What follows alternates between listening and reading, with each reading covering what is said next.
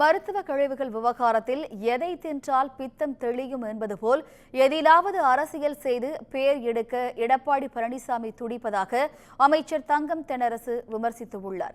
இது தொடர்பாக அவர் வெளியிட்டுள்ள அறிக்கையில், கடந்த 10 ஆண்டுகால அதிமுக ஆட்சியில் கோவை, தேனி, நெல்லை, விருதுநகர் உள்ளிட்ட தமிழ்நாடு கேரளா எல்லையோர பகுதிகளில் கேரளாவிலிருந்து சட்டவிரோதமாக கழிவுகளை கொண்டு வந்து கொட்டி தமிழ்நாடே கேரளாவின் குப்பை தொட்டியாகி கிடந்ததாக குற்றம் சாட்டியுள்ளார். திமுக ஆட்சியில் எல்லை தீவிரமாக கண்காணிக்கப்பட்டு கேரள கழிவுகள் தமிழ்நாட்டிற்குள் நுழைவது பெருமளவு தடுக்கப்பட்டு வருவதாகவும், கழிவுகளை கொட்டுவோர் மீது கடுமையான நடவடிக்கைகள் மேற்கொள்ளப்பட்டு வருவதாகவும் கூறியுள்ளார்.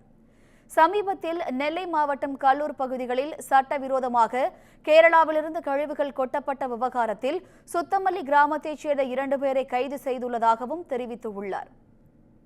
முதலமைச்சர் மு.க.ஸ்டாலின் உத்தரவின் பேரில் தமிழ்நாடு கேரளா எல்லைப் பகுதிகள் தீவிரமாக கண்காணிக்கப்பட்டு வருவதாகவும் விளக்கமளித்துள்ளார்.